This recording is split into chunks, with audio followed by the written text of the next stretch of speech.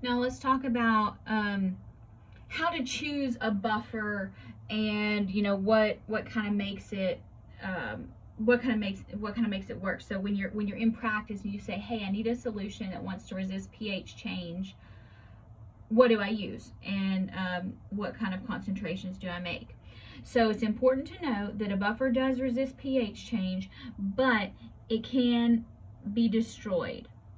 If you add too much acid or too much base, it's going to be beyond the capacity of the buffer. So the buffer capacity means how much acid or base can be effectively, because it's effectively neutralized without causing a large change in the pH. So how long will it resist the change?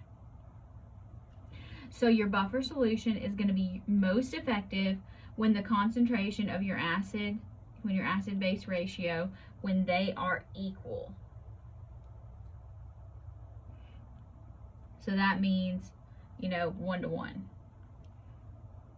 So the log of 1 is 0, so when pH equals pKa.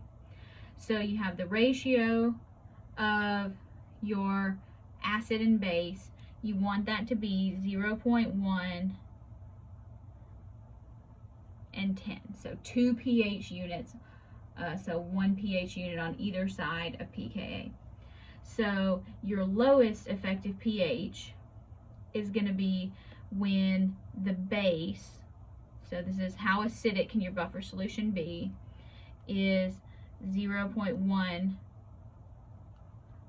so it'd be 10% of the acid concentration. And then your highest effective pH is going to be when your base is 10 times that of the acid. So your ratio is 10.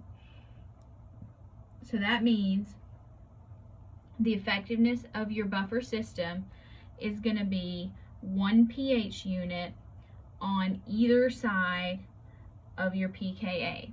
So the way that I remember that is your buffer effectiveness, pKa plus and minus 1. So let's kind of try out an example of how you might use this. So if I want to make a buffer solution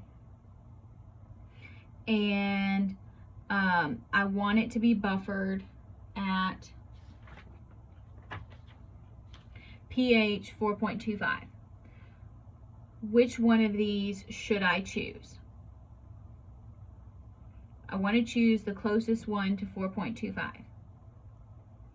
So that would be this one. So now the next thing it says is calculate the ratio of base to acid to make that pH. Okay, so I didn't give us much room, but let's give this a try here. So pH in this case, so remember here, pH equals pKa plus log base over acid, right?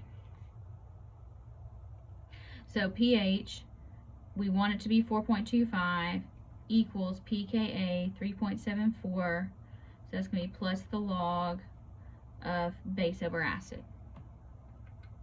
Because it just says calculate the ratio. So let's subtract. What is 4.25 minus 3.74? 0.51 equals the log of the base over the acid. So how do we undo a log? You take 10 to that power. So let me go up here. So the ratio of base over acid equals 10 to the 0.51 power. So let's just say 10 to that. So the ratio of base to the acid needs to be 3.2, let's say 4 to 1.